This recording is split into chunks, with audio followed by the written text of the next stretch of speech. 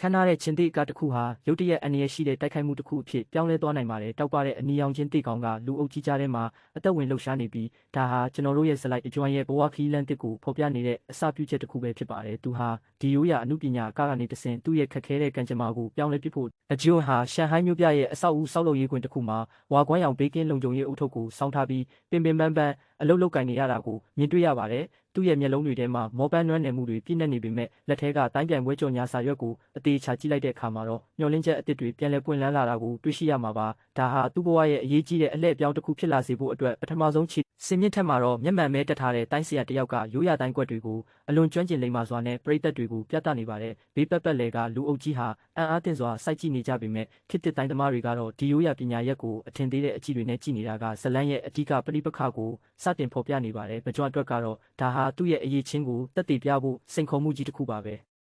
တကြိုးနဲ့သူ့ရဲ့တငယ်ချင်းတစုဟာဒီကြီးမားတဲ့စိန်ခေါ်မှုကိုရင်ဆိုင်ဖို့အတွက်ခိုင်မာစွာဆုံးဖြတ်လိုက်ကြပြီးပြိုင်ပွဲဝင်ဖို့အတွက်အသေးအချာပြင်ဆင်နေကြတာကိုမြင်တွေ့ရမှာပါသူတို့ဟာ professional တိုင်းသမားတွေနဲ့ရှင်ကြည့်ရင်အတွေ့အကြုံအလွန်နှဲပါပုံရပေမဲ့သူတို့ကြားကခိုင်မာတဲ့တန်ရောစင်နဲ့ပြင်းပြတဲ့စိတ်အားထက်သန်မှုတွေကတော့ဘယ်သူနဲ့မှမတူအောင်ထူးခြားနေတာကိုတွေ့ရပါတယ်သူတို့ရဲ့မျက်နှာထက်မှာယုံကြည်မှုတွေအပြည့်အဝရှိနေပါတယ်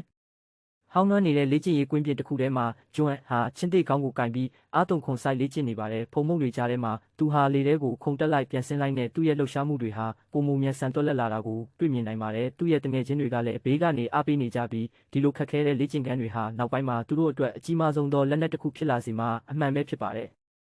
ပြိုင်ပွဲစတင်ချိန်မှာဂျွန်ဟာစင်ပေါ်မှာတမထွားချိုင်းနဲ့ပြိုင်ဘက်ကြီးနဲ့ထိပ်တိုက်ရင်ဆိုင်နေရပါတယ်။သူဟာချင်းတိအကမှာလေ့ကျင့်တင်ယူခဲ့တဲ့လျင်မြန်လာတဲ့ခြေလမ်းတွေကိုအသုံးပြုပြီးပြိုင်ဘက်ရဲ့ကြမ်းတမ်းတဲ့တိုက်ခိုက်မှုတွေကိုပါနှက်စွာရှောင်တိန်ကတံပြန်တိုက်စစ်ဆင်နေတာဟာကြည့်ရှုသူအားလုံးကိုအံ့အားသင့်စေခဲ့ပါတယ်။ဒါပေမဲ့ပြိုင်ဘက်ကလည်းအလွယ်တကူအရှုံးမပေးဘဲပြင်းထန်တဲ့လက်တိချက်တွေနဲ့တုံ့ပြန်နေတာကိုမြင်တွေ့ရပါတယ်။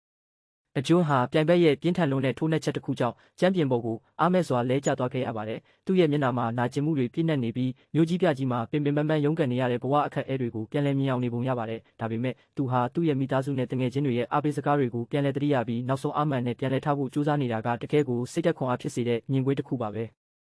စပင်အဖြူရောင်နဲ့အမဲရောင်သားရည်ကြခင်ကိုဝစ်ဆင်ထားတဲ့လူတစ်ယောက်ဟာပြိုင်ပွဲကွင်းထဲကိုရောက်ရှိလာပြီးဒါဟာအကျွန်းအတွက်တော့အကြီးမားဆုံးနဲ့အန္တရာယ်ရှိဆုံးအဟန့်အတားတစ်ခုဖြစ်လာတော့မှာပါဒီလူရဲ့ပုံစံဟာအလွန်ကိုရက်ဆက်ကြမ်းကြုတ်ပုံရပြီးပြိုင်ပွဲရဲ့အရှိန်အဟုန်ကိုပုံမူမြင့်တက်စေကကြည့်ရှုနေတဲ့ပရိသတ်တွေကိုစိတ်လှုပ်ရှားမှုအထွတ်ထိပ်သို့ရောက်ရှိစေမှာတေချာပါတယ်အကျွန်းဟာဒီလူကိုဘယ်လိုနည်းလမ်းနဲ့ရင်ဆိုင်မလဲဆိုတာရင်ခုန်စရာပါပဲစေယုံရဲ့လူနာဆောင်တစ်ခုထဲမှာအကျွတ်တယောက်စိတ်မကောင်းခြင်းများစွာနဲ့အားငယ်စွာရက်နေတာကိုမြင်တွေ့ရပါတယ်။သူ့ရဲ့အခြေရဆုံးသူတယောက်ဟာပြင်းထန်စွာနေမကောင်းဖြစ်နေပုံရပြီးဒါဟာသူ့အတွက်ဒီပြိုင်ပွဲမှာစုကြီးငွေရရှိဖို့ဘယ်လောက်တောင်မှအရေးကြီးနေတယ်လဲဆိုတာကိုအထင်ရှားပြသနေတာပါ။ဒီလိုစိတ်ပိုင်းဆိုင်ရာဖိအားတွေနဲ့ပူဆွေးမှုတွေကြားထဲကနေသူဟာသူ့ရဲ့ရည်မှန်းချက်ကိုအရောက်လမ်းဖို့အတွက်ဆက်လက်ပြီးစူးစမ်းအားထုတ်နေပါတယ်။